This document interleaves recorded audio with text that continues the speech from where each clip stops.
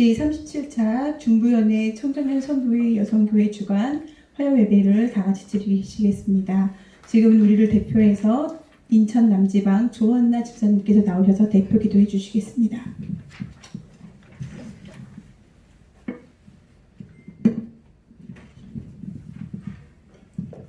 생명이 되시며 구원자 되신 하나님, 이 시간 우리를 부르시고 예배드리게 하신 참으로 감사드립니다. 아멘.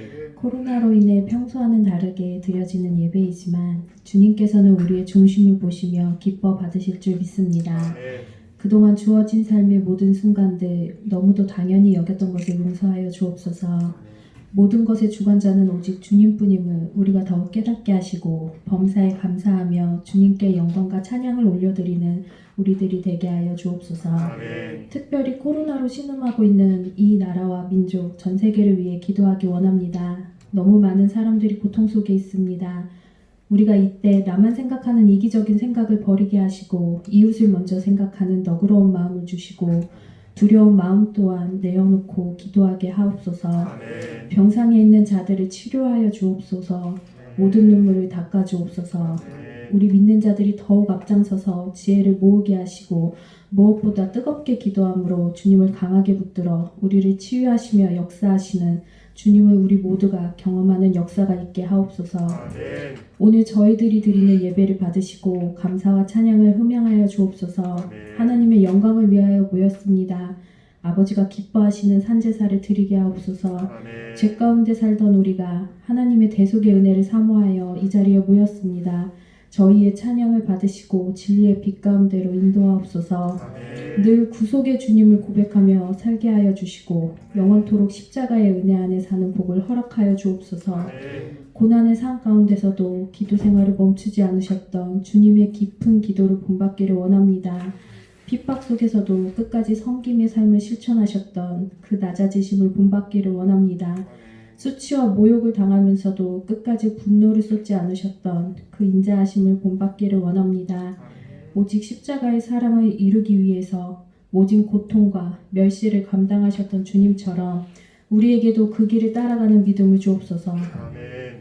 머나먼 타국에서 생명 걸고 세계 복음화를 힘쓰시는 선교사님들을 기억하여 주옵소서. 아멘. 이들이 사명을 감당할 때 모든 환경을 허락하시어 사역하는 모든 선교 지역에 온전한 복음이 전파될 수 있도록 그들의 안전과 건강을 지켜주옵소서. 아멘. 이 시간 목사님이 말씀을 증거하실 때 피 묻은 십자가에서 영혼들을 불쌍히 여기시는 마음으로 눈물로 말씀하시는 주님의 음성을 듣는 저희들이 되게 하옵소서. 아멘. 선포되는 주님의 말씀이 나에게 주시는 말씀으로 깨닫게 하사 우리의 삶을 돌아보게 하시고 우리의 신앙을 돌아보게 하시어 늘 우리의 부족하고 연약함을 하나님의 크신 사랑과 평안으로 인도하여 주옵소서. 아멘. 세상의 부귀와 명예를 탐하지 않도록 인도하시옵고 지금 나에게 주어진 환경과 지금까지 주신 은혜만으로도 기쁨과 감사가 넘치는 삶을 살아가는 저희들 될 수 있도록 축복하여 주옵소서. 아멘. 예수님의 이름으로 기도합니다. 아멘.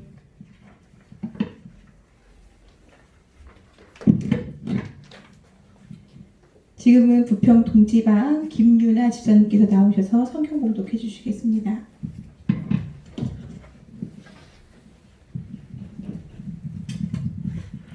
오늘 우리에게 주시는 하나님의 말씀은 누가복음 9장 18절부터 21절 말씀입니다. 누가복음 9장 18절부터 21절 말씀입니다. 예수께서 따로 기도하실 때에 제자들이 주와 함께 있더니 물어 이르시되 무리가 나를 누구라고 하느냐?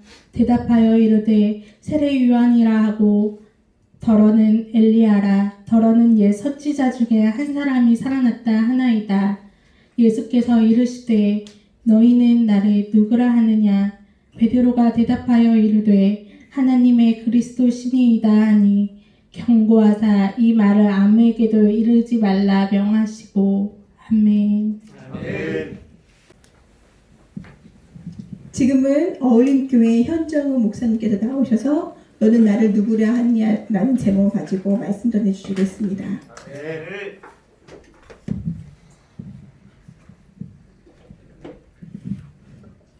할렐루야. 아멘. 네, 여러분 너무나 반갑고 그리고 주님의 이름으로 환영하고 축복합니다. 오늘 제목은 너희는 나를 누구라고 하느냐라는 제목으로 말씀을 나눌 텐데, 하나님의 놀라운 은총이 여러분에게 함께하기를 다시 한번 축복합니다. 아멘. 오늘 본문의 말씀은 예수님의 3차 갈릴리 사역 중에 나오는 부분 중에 이제 후반부에 속하는 내용입니다. 예수님께서 3차 갈릴리 사역 중에서 처음으로 하셨던 일이 뭐였냐면 12명의 예수님의 제자들을 전도하러 파송하시는 사건이었습니다. 그런데 예수님의 갈릴리 사역이 1차, 2차, 3차가 있었는데 제자들을 파송하시는 그 사건을 기준으로 해서 예수님의 사역의 전반부와 후반부가 나눠지게 됩니다. 전반부의 사역과 예수님의 후반부의 사역 방향이 살짝씩 변화를 보이게 되는데, 전반부는 어떤 게 중심이었냐면 다수를 향한 사역이었습니다. 쉽게 말하면 다수에게 병고침의 은사와 또 귀신 축출의 은사, 이런 것들을 통해서 복음을 전하시는 사역이 주된 내용이었다면, 3차 갈릴리 사역, 즉 제자들을 전도로 파송하시면서부터는 어떤 사역에 집중하시게 되냐면 12명의 제자들을 훈련시키시는 일에 집중하시게 됩니다. 예수님께서 지금 이 베드로의 고백 이후 약 한 1년 정도 후에 이제 십자가 순환을 당하시게 되는데, 예수님의 부활 승천하신 후에 누구들에게 땅끝까지 복음을 전파하는 사명을 맡기셨죠? 바로 12명의 제자들이었지 않습니까? 그러니까 이제 본격적으로 예수님의 십자가 순환을 대비해서 제자들을 훈련시키시는 것이 필요하시게 됩니다. 그러면서 이제 갈릴리 3차 사역부터는 제자들을 열심히 예수님께서 훈련을 하시게 됩니다. 오늘 본문 18절을 보면 예수님은 제자들과 떨어지셔서 따로 기도하셨다라고 말씀하고 있습니다. 이 예수님의 삶은 언제나 기도하는 삶이셨어요. 그래서 사역 초반부에도 먼저 기도로 시작을 하셨고, 사역하는 내내 예수님께서는 항상 기도하셨습니다. 많은 병자들이 찾아오고 또 많은 사람들이 찾아왔지만 그 가운데서도 예수님이 항상 하셨던 것이 시간을 내서 꼭 기도하시는 거였어요. 산에 가셔서 혹은 한적한 곳에 가셔서 항상 예수님은 기도하십니다. 철야도 하시고 새벽 기도도 하시고 항상 기도하며 사역을 감당하십니다. 그리고 예수님은 사역 마지막인 십자가 상에서도 역시 기도하시면서 모든 사역을 다 끝내시게 됩니다. 예수님의 기도하시던 이런 모습들은 늘 제자들에게 살아있는 교육이 되었어요. 목회자들이 말은 많이 하는데 목회자가 실천을 하지 않아. 근데 그게 여러분들의 참된 교육이 되겠습니까? 근데 예수님은 실제로 말씀하신 것과 같이 행동으로 보여주셨다는 거예요. 제자들을 직접 데리고 다니시면서 그들에게 기도하는 방법을 가르쳐주시고 늘 보여주셨다는 겁니다. 그러면서 마가복음 9장 29절에 뭐라고 말씀하시냐? 기도 외에는 이런 종류가 나갈 수 없다. 기도의 능력에 대해서 강조하시죠. 기도해야 된다는 거예요. 기도해야 된다. 누가? 복음을 전파해야 되는 사명을 가진 주의 제자들이 반드시 기도해야 된다는 거예요. 왜일까요? 왜 기도해야 될까? 우리는 날마다 영적 전쟁 중에 있기 때문입니다. 우리 눈에는 보이지 않지만 악한 영들이 여러분 우리를 넘어뜨리려고 얼마나 역사하는지 몰라요.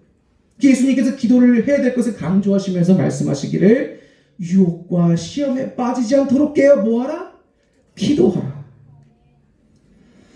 여러분 우리 목사님들이나 많은 분들이 성령 충만 받아야 되고 기도해야 되는 거 알아요. 능력 받아야 되는 거 압니다.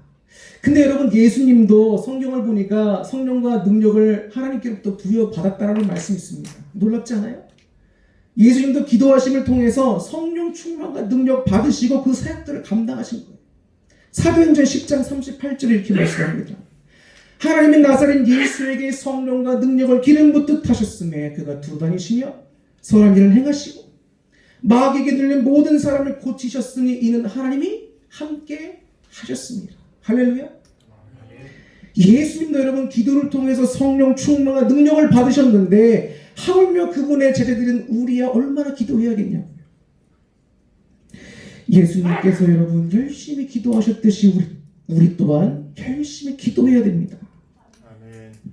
부활하신 주님은 여러분 승천하시기 전에 제자들에게 당부하셨던 내용이 있습니다. 바로 하나님께서 보내주시기로 약속하신 성령을 받을 때까지 이곳에 머물면서 기도하라는 거였어요. 기도하라. 제자들이 그 말씀에 순종해서 오순절 다락방에서 12명의 제자들, 가룟유다 제외되고 맏대를 또 선출해서 뽑잖아요. 제비뽑기로. 그 12명의 제자들과 더불어서 많은 제자들이 모여서 함께 오로지 기도하기에 힘씁니다. 그때 여러분 너무나 잘 아시는 사건이 발생하잖아요. 성령님이, 불같은 성령님이 각 사람에게 임하는 사건과 더불어서 방언들이 터져나오기 시작하는 거예요. 할렐루야. 예수님께서 성령님을 보내주신다고 약속했죠. 약속하신 말씀대로 순종하여 기도했더니 성령이 임하는, 능력이 임하는 놀라운 약속의 성취가 이루어집니다. 중요한 것은 기도할 때 성령님이 임하셨고 능력이 임하셨다는 거예요. 더 나아가 훈련을 받는 제자들이 이제는 죽기까지 복음 전파 사명을 감당하게 되었다는 거예요. 변화됐다는 거죠. 변화됐다. 제자들은 예수님께서 붙잡히실 당시에 실망했어요. 첫 번째는 실망했습니다. 자기들이 꿈꿔온 메시아의 모습이 아닌 거예요. 여러분들은 영웅하면 어떤 생각이 떠오릅니까? 멋있게 등장해서 강한 능력으로 휘어잡고 자기들이 요구하는 소원들을 만족시켜주는 영웅을 원하잖아요. 근데 예수님의 모습은 십자가상에서 제물되어 돌아가신 어린 양의 모습으로 왔다. 당시 여러분 이스라엘이 어땠습니까? 로마의 압제를 당하고 있었잖아요. 이 사람들이 항상 꿈꾸었던 메시아는 로마로부터 우리를 구원해주고 정말 하나님 나라를 이 땅에 실현시켜줄 강한 메시아를 원했단 말이에요. 근데 현실은 어떤 거예요? 자기들이 꿈꿔온 메시아와 너무나 다른 모습인 겁니다. 힘없는 어린 양과 같이 제물된 모습으로 십자가상에 돌아가시게 되는 거예요. 실망했습니다. 첫 번째는. 그리고 두 번째는 예수님처럼 자기들도 죽을 수도 있다는 두려움에 사로잡힌 나머지 다 예수님을 배반하고 떠나게 됩니다. 그러나 이들이 기도하고 성령 받고 능력 받아 이제는 변화됐다는 거 아닙니까? 이제는 예수님을 위해 죽기까지 그 사명을 감당하는 자들이 되었다는 겁니다. 여러분, 기도는 곧 능력입니다. 그리스도인답게 살게 하는 능력, 거룩한 삶을 살게 하는 능력, 우리에게 주신 사명을 감당하는 능력이 바로 어디서 나옵니까, 여러분? 기도로부터 나오는 거예요, 여러분. 빌립보서 4장 13절에 바울이 이렇게 말합니다. 내게 능력 주신 자는 내가 모든 것을 할 수 있느니라. 어떤 상황에 처한다 할지라도 내게 능력 주시는 주님이 함께 하시면 감당할 수 있다는. 여러분, 이 고백이 그냥 나오겠습니까? 우리 상황에서 조금만 어려워져 보세요. 하나님 왜 나에게 이런 시련을 주십니까? 라고 하잖아요. 바울이 여러분 죽을 고비도 얼마나 넘기고 얼마나 배고프기도 했으며 춥기도 하고 여러분 머리 들 것도 없이 전도를 다녔습니까? 근데 그런 그의 삶 속에서 신앙의 여정 속에서 우리의 고백해주고 하는 말씀이 뭐라고요? 내게 능력 주시는 주님으로서 내가 모든 걸 할 수 있다는 거예요. 할렐루야. 근데 바울이 이런 고백이 어디서부터 나왔겠냐? 기도로서 주님의 도와주시고 함께 하신 능력들을 체험하니까 이 신앙이 확신이 생기면서 고백이 나오는 겁니다. 할렐루야. 어떠한 상황에도 불구하고 주님의 뜻을 감당케 하는 능력이 기도를 통해 여러분 우리에게 주어지는 겁니다. 여러분, 기도가 얼마나 큰 은혜인지 우리가 잘 잊고 살아갈 때가 있어요. 우리가 하나님 앞에 어떤 존재입니까? 원래 진노의 자녀들이었어요. 죽을 수밖에 없었다. 그런 우리를 예수 그리스도께서 다 피 흘리심으로 씻겨주심으로 감히 우리가 주님 앞에 나아갈 담력을 얻었지 않습니까? 그러면서 우리가 주님께 기도드릴 수 있는 길이 열린 거예요. 이야, 신과 소통할 수 있고 신의 응답을 받을 수 있는 길이 열렸다. 기도가 얼마나 소중한 겁니까? 근데 우리는 기도가 힘들다고 자꾸 기도 안 하려고 해요. 기도 힘들죠, 여러분. 성경을 보니까 예수님께서도 힘쓰고 애쓰셔서 기도했다고 되어 있습니다. 힘써서 애쓰고 기도하는 거예요, 기도는. 내가 하고 싶을 때 와서 딸랑하고 끝내는 것이 아니라 기도는 여러분 사명감을 가지고 믿는 제자들 우리 모두가 해야 될 거라고요. 기도는 능력이자 하나님께서 우리에게 주신 은혜의 수단이라는 겁니다. 우리 또한 예수님처럼 기도하고 성령과 능력 충만해서 예수님의 제자들답게 살 수 있기를 주님의 이름으로 축복합니다. 18절 끝을 보니까 예수님은 기도하신 후에 제자들에게 하나의 질문을 던지십니다. 무리가 나를 누구라고 하느냐? 여기서 말하는 무리는 여러분 12명의 제자들과는 구분된 사람들입니다. 즉 쉽게 말하면 예수님을 따라다녔던 많은 사람들을 가리켜서 무리라고 하는 거예요. 그 무리 중에는 어떤 사람이 있었겠습니까? 예수님이 궁금한 거예요. 야, 소문으로만 듣던 저 예수라는 사람이 누군가? 보러 온 사람도 있었을 것이고, 병 고침을 받으려고 온 사람도 있었을 것이고, 또 내 가족이나 누군가가 귀신이 들렸는데 이거로부터 자유를 얻게 하려고 데려온 사람도 있었을 거란 말이에요. 다양한 사람들이 왔는데 그들을 가리켜서 예수님은 무리라고 표현합니다. 그런데 그 무리가 나를 가리켜서 누구라고 하느냐라고 제자들에게 물으시는 거예요. 예수님께서 왜 물으셨을까요? 정말 궁금해서 물어보셨을까요? 아닙니다. 예수님은 무리와는 구분된 12명의 제자들의 신앙 고백을 듣고 싶어 하셨던 거예요. 그 쉽게 말하면 이겁니다. 그래, 저 무리가 나를 향해서 이렇게 말하는 거 그래 알겠어. 근데 중요한 건 너희는 나를 누구라고 하느냐 이 말입니다. 너희는 나를 누구라고 하느냐. 이게 두 질문의 핵심이라는 거예요. 세상 사람들은 여러분 지금 코로나19 때문에 여러분 교회를 향해서 예수님을 향해서 자꾸 뭐라고 합니까? 자꾸 이상한 얘기하면서 힘들게 하고 어렵게 하잖아요. 지혜가 필요한 시점입니다. 그런데 세상에 뭐라고 하건지 그건 둘째치고 지금 이 자리에 나와 있으면서 주님의 제자된 여러분들에게 예수님 묻고 계시는 거예요. 너희는 나를 누구라고 하느냐? 세상이 나를 뭐라고 하는 건 상관없어. 근데 너희는 나를 뭐라고 하느냐? 왜? 여러분들은 주님의 제자이지 않습니까? 주님께로부터 사명을 부여받은 성도들이라고.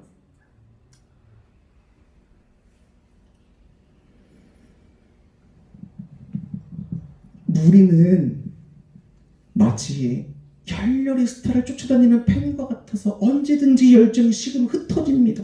다 떠나요. 그러나 제자들은 주에 대한 확실한 신앙 고백과 함께 목숨 다하기까지 주를 쫓는 사람들이 바로 제자들입니다. 신앙 고백의 중요한 이유가 여기 있어요. 우리가 주를 어떻게 여기고 고백하는지에 따라서 우리의 신앙의 행동이 달라집니다. 예를 들어서 예수님이 옆집 아저씨와 같이 생각한다. 그럼 여러분 목숨 걸고 따르겠습니까? 힘이 없는 예수, 지식으로 말고 있는 예수를 위해서 여러분 목숨까지 바치겠냐? 학습으로 여러분 주입된 신앙은 한계가 있다는 거예요. 우리가 예수님을 어떻게 고백하느냐에 따라서 주님의 뒤를 이어 맡겨진 사명을 감당할 수 있을지 없을지가 여러분 판가름 난다는 겁니다. 예수님의 제자들을 훈련시키면서 괜히 너는 나를 누구라고 물어보시겠어요, 여러분? 중요한 겁니다, 여러분. 오늘 이 시간 저와 여러분은 예수님을 향해서 어떠한 분으로 고백하고 있습니까? 정말 중요한 질문이에요. 아, 주님은 그리스도시죠. 다 아는 거 알고 있습니다. 그런데 한 번 더 우리 마음판에 새겨보자는 거예요. 그 신앙 고백이 여러분의 신앙의 중요한 밑거름이 되고 여러분 지속적으로 영향을 끼친다는 거 아십니까? 그 사실을 안다면 여러분 예수님은 이 질문을 그냥 넘어갈 수가 없어요. 신앙의 그래프를 보면 여러분 그래프가 항상 위로만 쭉 올라가면 얼마나 좋겠습니까? 우리의 신앙과 믿음이 날마다 쭉 올라가면 얼마나 좋겠냐고. 우리의 신앙이 흔들림 없이 올라갈 수만 있다면 더 바랄 것이 없겠죠. 하지만 현실의 그래프는 어떻습니까? 올라가기도 했다가 내려가기도 했다가 또 올라갔다가 내려가기만 하다가 또 올라갔다가 또 내려갔다가 올라가다가 계속 반복됩니다. 이거 왜 그럴까? 인간이 가진 연약함 때문입니다. 문제는 여러분 그 우리의 신앙의 그래프가 상향으로 가다가 하향으로 바뀌는 순간 발생하는 거예요. 즉 그때 신앙의 회의가 찾아올 수 있습니다. 나의 반복되는 죄, 연약한 자신과 어려운 상황에 직면해서 좌절할 때 신앙의 나태함과 신앙의 현실과의 어떤 괴리로 인하여 발생하는 의구심, 충성의 마음과 열정이 식어가는 것에서 나는 정말 괜찮은 걸까? 회의하면 질문할 수 있는데 그때 여러분 그런 회의들이 생긴다. 나는 잘하고 있는 걸까? 하나님의 말씀은 진짜 현실에서 실현 가능한 말씀인가? 주님의 말씀에 순종하려는데 왜 난 자꾸 넘어지는 걸까? 기도하면 응답된다고 그렇게 말씀이 나와 있는데 왜 나는 응답이 더디고 안 되는 것 같을까? 하나님은 정말 살아계실까? 나의 하나님이 아니라 다른 이의 하나님은 아닐까? 하나님에 대한 서운한 마음과 이해할 수 없는 상황 속에서 여러 가지 복잡한 마음이 드는 거예요. 여러분 경험해 보신 적 있나요? 그러면서 하나님의 사랑을 여러분 의심하게 되는 때가 한 번쯤 옵니다. 목회자이지만 저도 그럴 때가 왔었어요. 저는 한 영혼이 소중하다는 것을 여러분 수련 목회자 할 때까지도 몰랐습니다. 정말이에요. 그런데 제가 개척교회는 7년을 목회를 하다 보니까 성도가 없잖아요. 전도가 어렵더라고요. 그런데 한 영혼이 올 때 여러분 얼마나 소중한지 아십니까? 제가 아까 처음에 말씀드렸죠. 우리 이제 성도님들, 여성교육분들이 또 이렇게 찬양해 주셨잖아요. 그 모습이 얼마나 은혜가 되는지. 우리 교회 꿈이라고요, 소원이라고. 여러분, 하나님께 대하여, 신앙에 대하여 회의를 가질 때가 한 번쯤 온단 말이에요. 그 신앙의 내리막 곡선에서 회의하는 용기라는 책이 있습니다. 회의가 다 나쁜 건 아니에요. 왜냐하면 회의를 통해서 우리의 신앙을 성숙시켜줄 수 있는 기회가 때문입니다. 근데 문제가 뭐냐면 그 회의에만 빠져서 영적으로 침체되고 절망 가운데 신앙을 포기할 수 있다는 심각성이 함께 공존하기 때문에 문제가 되는 거예요. 그렇다면 여러분 우리에게 왜 이런 회의가 한 번쯤은 찾아올까? 첫 번째는 여러분 악한 영이 늘 틈튼다라고 말씀드렸잖아요. 그래서 예수님 우리가 뭐라고 말씀하셨다고요? 유혹과 시험에 빠지지 않도록 깨어 기도하라. 깨어 기도해야 되는 거예요. 단순한 겁니다. 그냥 기도해요. 주님께 맡기면서 능력을 구하고 나가는 겁니다. 자꾸 넘어지고 똑같은 일 반복한다 그랬죠? 여러분 그거 해결할 수 있는 좋은 방법이 뭔지 아십니까? 기도하다 보면 하나님이 이길 수 있는 능력을 주십니다. 이건 경험해 보신 분만 알아요. 설명이 안 돼. 그냥 기도하면 돼. 믿으시면 됩니다, 여러분. 믿고 기도하세요. 내가 왜 자꾸 똑같은 데 넘어집니까? 기도가 부족해서 그런 거예요. 내 힘으로 안 되는 거 여러분 해결하려면 외부로부터 하나님께로부터 오는 능력으로 채워야 이길 수 있는 겁니다, 여러분. 근데 기도하셔야 됩니다. 그래야 회의하는 우리의 모습에서 이길 수 있어요. 왜 또 우리가 회의하게 되느냐? 또 다른 이유는 우리 신앙에 성숙시키기 위한 하나님이 주시는 또 다른 시험일 수 있다는 거예요. 예를 들어서 여러분 너무 잘 아시는 욥의 경우를 알지 않습니까? 욥은 하나님께서 인정한 의인이셨습니다. 근데 그에게 말 못할 수 없는, 상상할 수 없는 여러분 시련과 환란이 다가왔어요. 아내가 옆에서 뭐라고 할 때 참 힘들더라고요. 근데 욥은 아내까지도 욥을 저주하잖아요. 얼마나 힘들었겠습니까? 친구들은 와가지고 도움을 주지는 못할 망정, 말 한마디 따뜻하게 해주지 못할 망정, 너 잘못했다는 거예요. 아유, 말로 세상에 그렇게 상처를 줍니까? 욥도 하나님께 대해서 하나님, 제가 잘못한 게 뭡니까? 전 잘못한 게 없는 것 같은데 왜 이런 시련을 주십니까? 의구심을 품지만 중요한 건 불평하지 않았어요. 근데 그런 욥이 마지막에 하나님을 만났을 때 어떻게 됩니까? 주님 앞에 엎드리게 되잖아요. 엎드리게 됩니다. 그러면서 그가 다시 하나님은 창조주시며 모든 것 되시는 주의라는 고백이 나오면서 신앙이 성숙되어지고 하나님은 그에게 놀라운 복으로 채워주신다는 겁니다. 고난은 우리에게 영적으로 유익이 되기 때문에 우리 가운데 고난이 다가왔다, 회개하는 시간이 다가왔다, 그럼 여러분 먼저 하나님께 감사하시기 바랍니다. 여러분이 하나님의 입장을 생각해 보세요. 근데 내 자녀들이 하나님께 원망하고 불평만 해요. 이거 하나님 좋아하시겠습니까? 아니면 환난 중에 주여 주님을 신뢰합니다. 이 어려움을 이겨낼 수 있는 힘 주실 걸 믿습니다. 믿음으로 달려가는 그 영혼을 기뻐하시겠냐? 어느 영혼을 기뻐하시겠냐? 여러분들에게 팁을 드리는 거예요. 다 아시지만 자꾸 까먹으셔. 하나님이 기뻐하시는 사람이 되어야죠, 여러분. 그렇지 않습니까?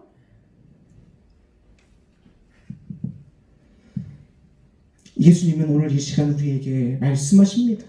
너는 나를 누구라고 하느냐?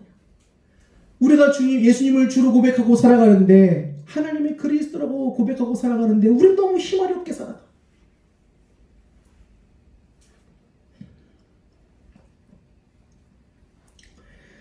이제는 여러분 우리 중심의 신앙과 우리만의 생각에서 좀 벗어나야 돼.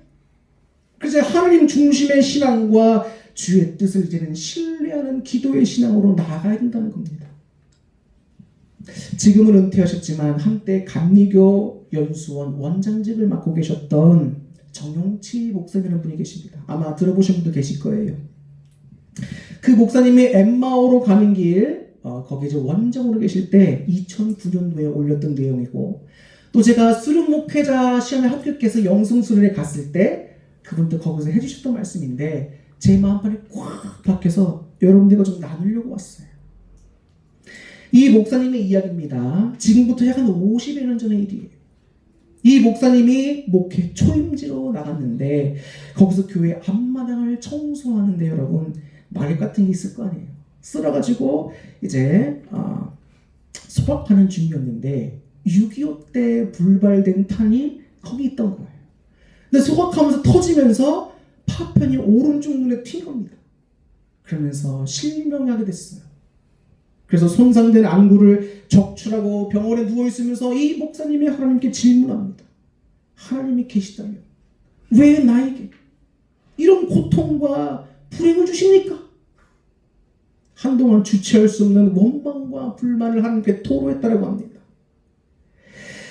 또 그로부터 한 10년이 흐른 후에 교회를 건축하기 시작했습니다. 얼마나 은혜가 돼요. 교회를 건축하는 겁니다. 이제 완공당기까지 다 왔는데 세상에 교회의 건물이 철거되는 안타까운 일을 겪게 되는 거예요. 그때 이 목사님이 하나님께 질문합니다. 왜 하나님은 가난한 성도들이 피땀으로 바친 헌금으로 지은 이 교회를 이토록 쓰레기가 되도록 만드십니까?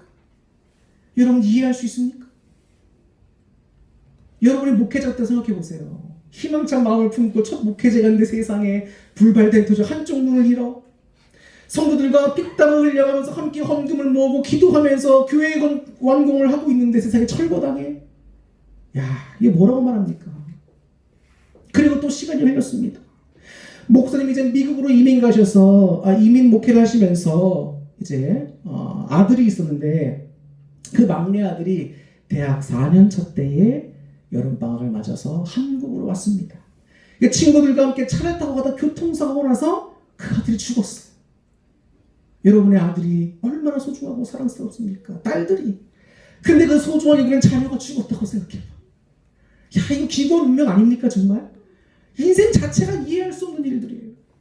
근데 생각해보세요. 주님의 일을 하다가 겪은 아픔들이 있다고. 이런 시련을 당할 때마다 이 목사님이 늘 겪어왔던 것이 뭐냐면 신앙에 있어서 인내의 한계를 느꼈다는 거예요. 인내의 한계. 더 나아가서 하나님을 이해할 수가 없는 거예요. 그러면서 하나님의 사랑이 의심되게 된다고 고백했습니다. 그런데 더 어려운 것들은 뭐냐? 아휴, 목사가 얼마나 기도 안 하면, 아유, 저거 무슨 자유를 잘못 많이 줬으면 이렇게 큰일을 당하냐? 이런 눈으로 바라보는 게 너무 힘들었다는 거예요. 그런데 그 목사님이 그런 긴 말씀하시면서 마지막에 딱 한 줄로 적어놓은 문장이 있습니다. 제가 거기에 꽂힌 거예요. 그걸 말씀드리려고 하는 겁니다. 이런 말씀을 적어놓으셨어요. 하나님 아버지, 주님을 이해할 수는 없지만 주를 신뢰합니다. 마음속에 팍 와닿히는데 제 마음이 뜨거워지는 거예요. 여러분 아까 바울의 고백이 생각나죠? 내게 능력 주셔서 내가 모든 걸 할 수 있다? 이게 쉬운 고백이 아니라니까요. 그런데 여러분 이 어려운 시절을 지나오면서 마지막에 그분이 신앙의 성숙이 이루어지면서 하나님께 고백하는데 그게 뭐라고요? 주님을 이해할 수 없지만 주를 신뢰한다는 거. 여러분 이해할 수 없는 사람을 신뢰하는 경우 봤습니까? 없어요. 근데 이분은 주를 신뢰한다는 거 아닙니까? 이분이 이 주를 신뢰하기까지 그 신앙의 여정이 얼마나 많은 기도로 하나님께 나아갔겠습니까 여러분? 저는 그 모습이 안 봐도 훤하니까 은혜가 되는 거예요. 얼마나 말씀을 붙잡고 하나님을 신뢰하려고 애썼겠냐고. 하나님도 신뢰하면 주시잖아요. 우리는 흔히 하나님을 우리의 이성의 범주에서만 이해하려고 자꾸 하나님을 가둬. 이성적 판단에 내가 볼 때에 이건 믿을만해. 그러면 믿는 거예요. 그런데 이건 믿기 어려워. 그럼 회의 쪽에 남겨두는 겁니다. 요즘 청년들이 제일 믿기 힘든 부분이 어딘지 아세요? 성경에서 창세기, 창조론을 못 믿는 거예요. 그게 청년들은 진화론적 창조론을 믿습니다. 제일 믿기 힘든 부분. 근데 우리도 그런 건 아닙니까? 주님 우리를 신뢰해야 되는데 내가 믿고 싶은 것만 믿는 거예요. 베드로 사도가 여러분 복음을 전하다가 옥에 갇혔던 일이 있습니다. 그러다가 하나님께서 보내신 천사의 도움으로 이제 탈출을 하게 되고 제자들이 모이는 집으로 오게 됩니다. 그때 로데라는 여자아이가 베드로를 맞이해요. 너무나 기쁘고 놀란 나머지 이 여자아이가 제자들에게 가서 말합니다. 베드로 사도가 왔습니다. 그러니까 그 제자들이 뭐라고 말해요? 아유 미쳤구나. 미쳤다는 거예요. 하나님이 이의 이성으로서 판단할 수 없는 방법으로 베드로를 구출해 주셨는데 제자들이 믿지를 못하니까 자기들이 이성의 범주를 넘는 일이 발생하니까 미쳤다고 한다고. 인간적인 방법으로 보면 여러분 하나님의 방법을 믿을 수 없는 내용들이 성경에 어디나 믿을 만한 부분이 있습니까 여러분? 그러나 주님은 우리의 이성을 초월하셔서 당신의 설하신 뜻을 반드시 성취하시는 분이라고. 사도 바울은 어땠습니까? 하나님의 뜻에 따라 마케도니아의 환상을 보고 여러분 그 지역으로 가서 복음을 전하기 시작하는데 첫 번째 가서 복음을 전한 도시가 어디예요? 빌립보. 근데 거기서 복음을 전하다가 어떤 일을 당합니까? 감옥에 역시 갇히게 됩니다. 우리의 생각에서는 아유 옥에 갇혔는데 무슨 찬송이나 부르고 앉아있어. 그럴 수 있잖아요. 근데 바울이 찬송을 야 세상에 옥이 옥문이 열리고 나올 뿐만 아니라 거기 있던 여러분 영혼들도 구원하게 되는 경험을 하는 겁니다. 이게 여러분 인간의 이성으로 생상할 수 있는 일입니까 여러분? 12 제자 중에 하나였던 야고보 사도는 첫 번째 순교자가 됩니다. 여러분 목숨을 내어놓는 일이 쉬운 일입니까? 이거 제일 어려운 거예요. 그런데 예수님을 버리고 도망갔던 이 사람이 세상에 이제는 예수님 위해서 목숨을 버린다니까. 첫 순교자가 된다니까. 순교자가. 여러분 첫 번째가 왜 중요한지 아세요? 그 사람이 본이 되기 때문이에요. 여러분 어떤 조직 행정에서 관례가 중요한 이유가 뭐예요? 첫 번째는 관례가 되니까 자꾸 그렇게 간다고. 첫 번째 순교자인 야고보가 만약에 여러분 순교를 피했어. 어떻게 되겠습니까? 근데 하나님이 그에게 성령 주시고 능력 주시니까 죽음 또한 감당할 수 있게 바꿔주신다고. 여러분 이게 인간적인 이성으로 생각할 수 있는 일입니까? 어떻게 내 귀한 목숨을 줍니까? 그의 형제였던 여러분 사도 요한 어땠습니까? 밤모섬에 유배돼서 평생을 살면서도 마지막에 주님 주신 계시를 받아 기록에 남깁니다. 그러면서 그 당시에 살아가던 어려운 교회들에게 그 글을 읽게 하면서 희망의 메시지를 주고 오늘을 사는 우리도 읽게 하고 주님을 바라보며 말세를 준비하게끔 하게 하는 더 역사를 감당하게 되는 거예요. 우리는 충분히 상황을 보면 실망할 수 있습니다. 회의에 빠질 수 있어요. 그러나 이들은 한결같이 여러분 사명을 포기하거나 회의에 빠져 침체되는 또 그걸 지속적으로 경험하는 일에 여러분 자신을 내버려 두지 않았다는 게 중요한 겁니다. 여러분 신앙이 아무리 좋은 사람도 한 번씩 흔들리고 휘청휘청할 때가 있어요. 그런데 이들이 어떻게 그런 상황권에서 우리가 똑같은 사람인데 회의를 넘어서서 고통과 환경을 넘어서서 마지막까지 주의 사명을 감당할 수 있는가? 주를 향한 올바른 신앙 고백이 그들에게 있었기 때문입니다. 그렇다면 제자들의 신앙 고백은 어떻길래 이런 일을 감당할 수 있을까? 그들이 체험한 예수님의 신앙의 모습. 이 말씀을 들어 마칠 텐데 그들에게 예수님은 어떤 분이셨다고요? 기도하시던 분이었어요. 병을 고치셨고 귀신을 축출하셨고 죽은 자를 살리시는 능력이 예수님이었습니다. 마음이 상한 자를 위로하시는 예수님. 제자들의 발을 씻겨주신 겸손의 예수님.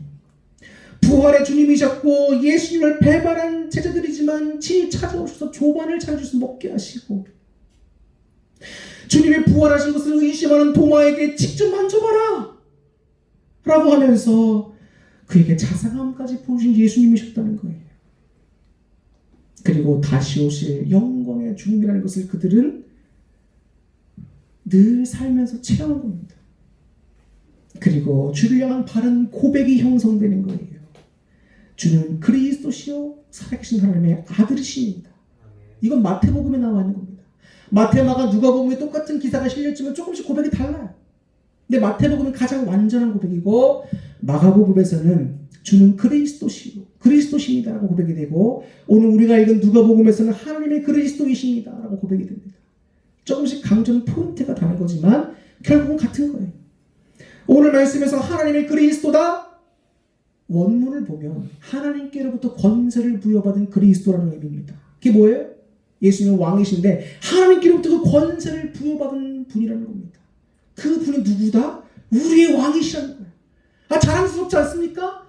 세상에 헛된 것들 조금 믿고 가다 다 죽잖아요. 근데 우리가 믿는 분은 왕이시라니까. 참된 왕이시라니까요. 여러분의 구주, 여러분의 참된 주인. 근데 우리는 왜 이렇게 날마다 의기소침합니까? 삶 속에서 자부심을 좀 가져야지. 자신의 연약함을 보면 자꾸 실망하지 마시라니까요. 기도하면 된다고. 여러분 기도하면 현실과 말씀이 괴리가 있습니다. 기도하세요. 맞습니다, 여러분. 우리는 어떤 상황에 처한다 할지라도 늘 우리와 함께 하시고 돕고 계시는 하나님을 믿음으로 고백하고 기도로 의지할 수 있어야 합니다. 그게 참다운 제자의 모습입니다. 우리의 진정한 주로 예수님을 우리의 진정한 주로 고백하고 기도하고 성령 충만 받고 능력 충만 받아야 우리 목숨 다하기까지 그 사명을 감당할 수가 있는 거예요.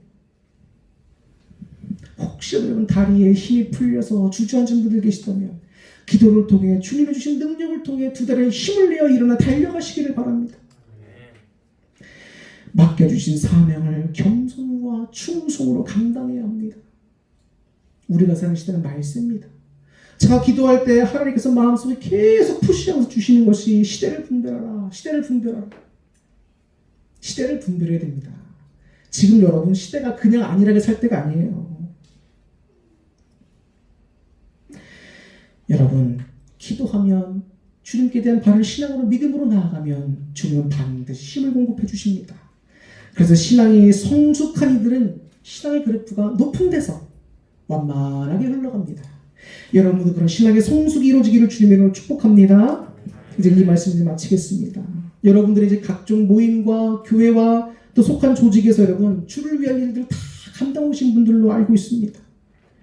그 일을 감당하실 때 또는 신앙생활에서 어려움을 만났을 때 또 마지막으로 신앙과 삶의 괴리로 인해서 이해할 수 없는 막막함에 빠졌을 때 오늘 주님의 질문을 기억하시기 바랍니다. 너희는 나를 누구라고 하느냐? 학습으로 입력된 주님 말고 제자들처럼 정말 예수님을 체험한 바른 신앙의 정립이 세워질 수 있기를 주님 이름으로 축복합니다. 그래서 모든 유혹과 시험을 이기고 더욱 멋지게 성장해서 하나님의 큰 일꾼이요 주님의 참 기쁨 되시기를 진심으로 축원합니다. 기도하겠습니다. 하나님 참으로 감사함을 드립니다. 오늘도 당신의 백성들에게 또 귀한 말씀을 주시고 깨닫게 해주심을 감사합니다.